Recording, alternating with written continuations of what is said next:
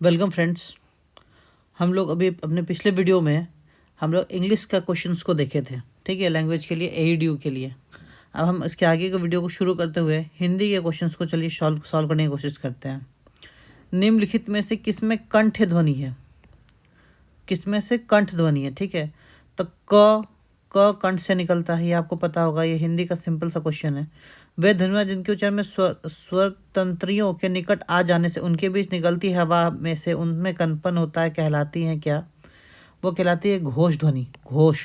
देखिए, बहुत सिंपल सा क्वेश्चन है। जो कंठ से निकलता है वो कंठ ध्वनि हो गया, ये तो आपका सिंपल सा ही है। जिनके उच्चारण से स्वर तंत्रियों के निकट आ जाने से उनके बीच निकलती हवा से उनमें कंपन होता है। जैसे देखिए, जैसे घोष ध्वनि जो होती है, ध का उच्चारण स्थान क्या है? ठीक है, तो आपको पता है त, थ, द और ध, ये दंत से उच्चारण वाली शब्द है। ठीक है, ये तो सिंपल सा क्वेश्चन है। निम्नलिखित में से कौन से दो वर्ण अयोगवाह कहलाते हैं? जो अंग और अ है ना, वो अयोगवाह कहलाते हैं, अयोगवाह कहलाते हैं। अगला क्वेश्चन है, वाक्यों में प्रयुक्त शब्दों को व्यवहारिक और अनुशासित रूप कहलाता है पद। पद की डेफिनेशन है, व्यवहारिक और अनुशासित रूप क्या कहलाता है? पद। निम्नलिखित में अघोष महाप्राण ध्वनि है? ख। अघोष महाप्राण ध्वनि कौन सी है? ख। अंतस्थ व्यंजन है य, र, ल, व। ठीक है, य, र, ल, व अंतस्थ व्यंजन है। एक में तालव्य ध्वनियों का प्रयोग हुआ है। देखिए, तालव्य ध्वनियाँ जो जो तालु से निकलते हैं। ठीक है, तो च जो है वो तालु वाले हैं। ठीक है, आपको पता है क जो है वो कंठ वाले हैं, च तालु वाले हैं, ट मूर्धा वाले हैं। ठीक है, फिर त दंत वाले हैं, त थ द ध न। प जो है वो ओष्ठ वाले हैं। ठीक है, और य, र, ल वो अंतस्थ है। ठीक है, ये सब आपको पता ही होगा। ठीक है, इतना तो आपने पढ़ा ही होगा। मैं फिर से आपको बता दे रहा हूँ। जो क है वो कंठ से निकलते हैं। ठीक है, फिर क, ख, ग, घ, अंग। फिर च जो है वो तालु हैं। आपके जो जीभ है ना, वो आपके तालु से टच हो रहा होगा। तालु मतलब नीचे वाला जो होता है, उसमें टच करके हो रहा होगा। च। ठीक है, फिर ट मूर्धा से है। ठीक है, ट, ठ, ड, ढ, म। तो वो जब तो आपका जीभ जो मूर्धा से लगता है ना, उसको तब जो ध्वनि निकलती है वो मूर्धा होती है। फिर त दंत से है। आपका जो जीभ है वो आपके दांत से टकराता है। देखिएगा, त, थ, द, तो वो दंत हो गए। ठीक है, फिर प।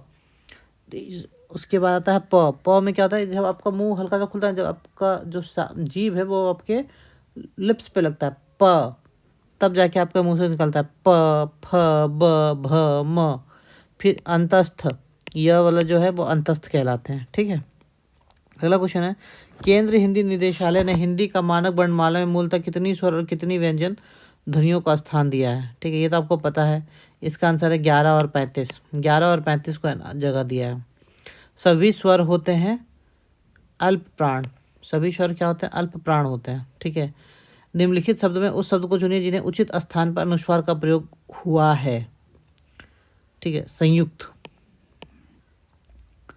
ठीक है, भाषा की सार्थक लघुत्तम इकाई किसे माना जाता है? शब्द को। मात्रा स्वर को क्या कहते हैं? मात्रा स्वर को क्या कहते हैं? समरूप, ग्रिफिम।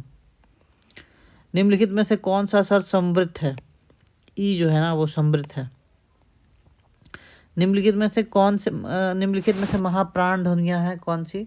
ढ और ध, महाप्राण ध्वनियाँ हैं। निम्नलिखित में से कौन सा कथन सही है? सभी स्वर सघोष होते हैं, सभी स्वर अघोष होते हैं, ये तो गलत है। सभी स्वर सघोष और अघोष दोनों होते हैं, ये भी गलत है। और सभी स्वर घोषत्व नहीं होता, ये भी गलत है। सभी स्वर सघोष होते हैं। वर्त ध्वनियों के उच्चारण में जिह्वा की नोक दंत पंक्तियों के ऊपरी भाग को स्पर्श करती है। वर्त ध्वनि के उच्चारण में जिह्वा की नोक दंत पंक्तियों के ऊपरी भाग को स्पर्श करती है, वो वर्त्य कहलाते हैं। री मात्रा, स्वर की मात्रा का प्रयोग कौन से शब्द में है? देखिए, जो आपकी री है ना वो मातृभूमि में यूज है, मातृभूमि में। अधिक प्रयत्न से उच्चारित होने वाले व्यंजन कहलाते हैं महाप्राण व्यंजन। ढ और ढ, र और ढ़ ध्वनियों के विषय में कौन सा कथन शुद्ध है? ये मूर्धन्य उत्क्षिप्त ध्वनियाँ हैं। ठीक है, जिन ध्वनियों के संयोग से शब्दों का निर्माण होता है उन्हें कहते हैं स्वनिम। क व्यंजन के विषय में निम्नलिखित में से कौन सा सही है? अल्प प्राण, अघोष, स्पर्शी, कंठ ध्वनि। ठीक है, क्या है? अल्प प्राण, अघोष, स्पर्शी, कंठ ध्वनि। अनुस्वार वास्तविक में नासिक के व्यंजन का प्रतिनिधि है। देखिए, जो ये है ना, ये इसका आंसर ए होगा।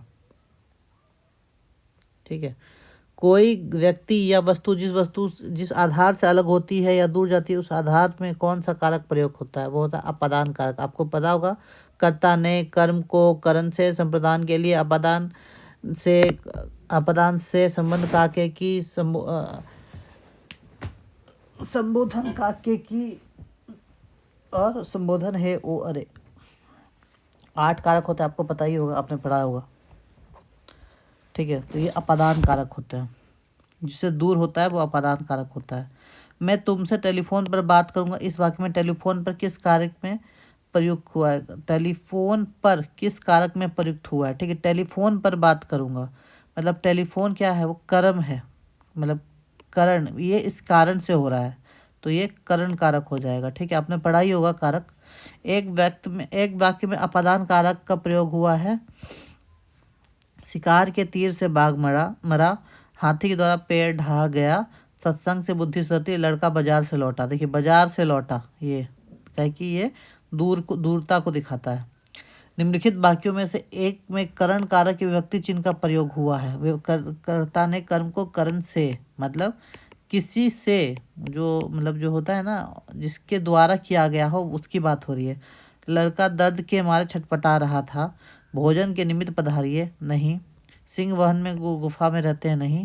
देखिए, दर्द के मारे छटपटाता रहा मतलब किसके द्वारा? दर्द के द्वारा छटपटाता रहा, तो ए आंसर हो जाएगा। निम्नलिखित में से कौन एक में करण कारक विभक्ति चिन्ह का प्रयोग हुआ है? ठीक है, पैरों से चलना यात्रा, प्राणों से चलना जीवन, समुदाय से चलना समाज तथा देश और काल से चलना इतिहास कहलाता है। ठीक है, ये हो जाएगा ये आंसर। आकाश से गिरी एक बूंद, देखिए यहाँ ये हो रहा है, दूरी हो रहा है, तो यह अपादान हो गया। रेत से उतरा मुसाफिर, इस वजह से कुली समझ बैठा, नहीं। ये भी नहीं, ये भी डिफरेंस दिखा रहा है, तो ये भी नहीं होगा। दूरी दिखा रहा है कि उससे अलग हो गया। पेड़ से गिरता सेब, ये भी नहीं होगा। अगला क्वेश्चन है, मानक हिंदी व्याकरण में कारक व व्याकरण कोटि है जो कार से नहीं, ये भी नहीं है। संज्ञा सर्वनाम की करवचन, तो ये भी नहीं है। संज्ञा अथवा सर्वनाम पद का क्रियापद से संबंध व्यक्त करती है। कारक क्या करती है? संज्ञा सर्वनाम पद का क्रियापद से संबंध व्यक्त करती है। निम्नलिखित वाक्यों में से अपादान परसर्ग से प्रयुक्त कौन सा? अपादान मतलब क्या? डिफरेंस, जो दूरी दिखाए। ठीक है ना। हम कान से सुनते हैं, नहीं। मोहन से नहीं उठा नहीं जाता, नहीं। राम ने अपने पुत्र से नाता तोड़ लिया, देखिए ये हो जाएगा। रामू घर से निकला, इस वाक्य में घर से कौन सा कारक है? देखिए, दूरी दिखा रहा है ना, तो अपादान हो जाएगा। कविता का मर्म में कौन सी विभक्ति है? ये षष्ठी विभक्ति है। संबंध, ये क्या है? संबंध दिखाता है ना, संबंध काके की। आचार्य किशोरी दास वाजपेयी के मत में हिंदी में कितने कारक है? हिंदी में 6 कारक है। किसके हिसाब से? किशोरी दास वाजपेयी के हिसाब से 6 है, ऐसे हम लोग 8 पढ़ते हैं। मेरे घर से आपका घर 5 किलोमीटर दूर है, इस वाक्य में घर से कौन सा कारक है? यह अपादान है, डिस्टेंस दिखा रहा है ना, इसी के लिए। संज्ञा या सर्वनाम के जिस रूप से उसका संबंध वाक्य किसी दूसरे शब्द के साथ प्रयुक्त होता है, उसको क्या कहते हैं? उसको कारक कहते हैं। अभी हमने देखा, वह कार मेरी है, इस वाक्य में कौन सा कारक? इसमें संबंध का बात हो रहा है, संबंध का। कार किसकी है? मेरी है, संबंध की बात हो रही है। उससे अच्छे तो आप हैं, ये क्या है? ये है आपका डिस्टेंस दिखा रहा है, मतलब क्या है कि कंपैरिजन हो रहा है, तुलना दिखा रहा है कि आप यहाँ पे हैं और वो आदमी यहाँ पे है। ठीक है, तो ये क्या है? ये अपादान है। निम्न विकल्प में उस विकल्प का चुनिए जो दिए गए समस्त पद के सही अधिकरण तत्पुरुष समास का विकल्प है। तत्पुरुष समास का विकल्प है। नगर के लिए निवास, नहीं। नगर से निवास, नहीं। नगर का निवास, नहीं। नगर में निवास। जिस समस्त पद में पूर्व या उत्तर पद की बजाय किसी अन्य अर्थ की प्रधानता होती है, उससे होती है बहुब्रीहि समास। जैसे लंबा हो उदर जिसका, लंबा हो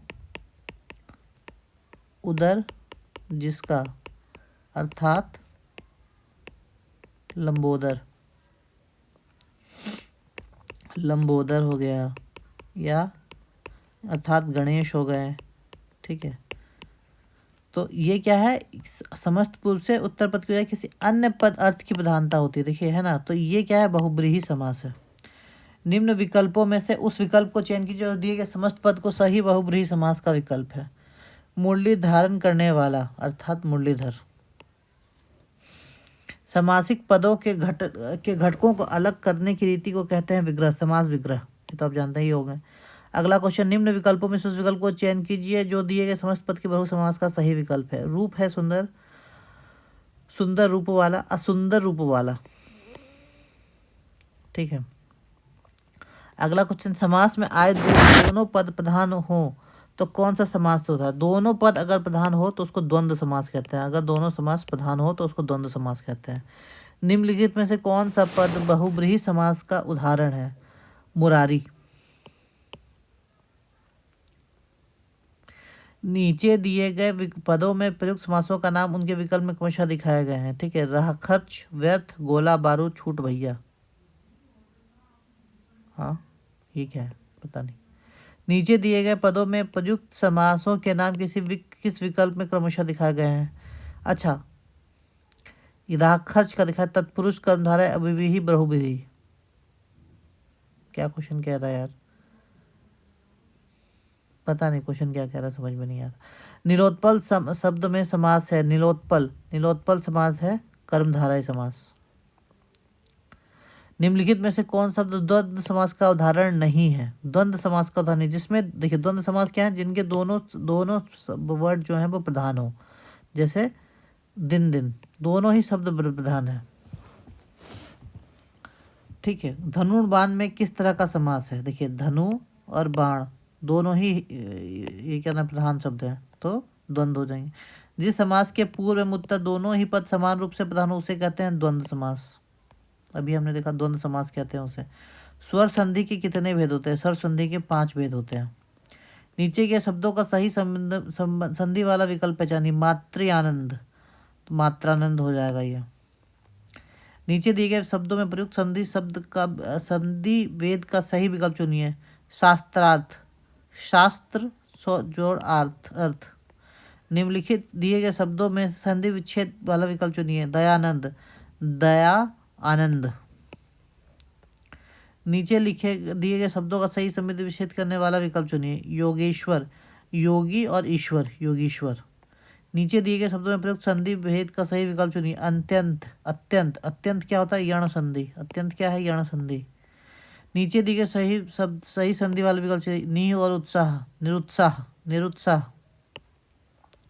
विपत जाल का सही संधि विच्छेद क्या है, विपत और जाल। संवाद का सही विच्छेद क्या है, सम और वाद, बराबर बात। ठीक है, स्वर संधि के कितने भेद होते हैं। अभी हमने कहा 5 भेद होते हैं। निम्नलिखित में से वृद्धि संधि का उदाहरण कौन सा है। पवित्र। इनमें से कौन सा है वृद्धि संधि का उदाहरण नहीं है, पवित्र नहीं है। ठीक है, अत्याचार शब्द में कौन सी संधि है। अत्याचार शब्द में यण संबंधी है, यण संबंधी। देखिए अति और अचार, अति अचार, अत्याचार। गायन का संधि विच्छेद होगा गय और अर्ण, गय और अर्ण, गायन। नवैश्वर्य का संधि विच्छेद क्या है, नव और ऐश्वर्य, नवैश्वर्य। अगला क्वेश्चन, दुराज की संधि होगी दुराज। यदि ए ओ ए औ के आगे कोई भी स्वर हो तो इसके स्थान में क्रमशः आय यव आय आओ आ जाता है, तो इसे कौन सी स्वर संधि कहलाती है। ये कहलाती है अयादि स्वर संधि, अयादि स्वर संधि। रीति अनुसार से संधि के शब्द के बाद शब्द बनेगा रीत्युनुसार, रीत्य अनुसार, रीत्य अनुसार। अणविक्षा का संधि विच्छेद क्या होता है, इसका होता है अणु और इच्छा, अणु और इच्छा। अपिक्षते का सही संधि विच्छेद है अपि और इक्षते। गुरुवे शब्द का सही संधि विच्छेद होगा गुरु और ए, गुरु और ए। और लास्ट क्वेश्चन है, नीचे दिए शब्दों सही संदर्भ विकल्प चुनिए। सुसुप्ति, इसका क्या, सुषुप्ति। ठीक है, तो इस तरह फ्रेंड्स हमने अपने हिंदी के क्वेश्चंस को अभी कंप्लीट कर लिया है। ठीक है, अगले वीडियो में हम लोग फुल लेंथ टेस्ट 3 का क्वेश्चन देखेंगे, जिसमें प्रोबेबली हम लोग मैथ्स के क्वेश्चंस को देखने की कोशिश करेंगे। Okay, thank you.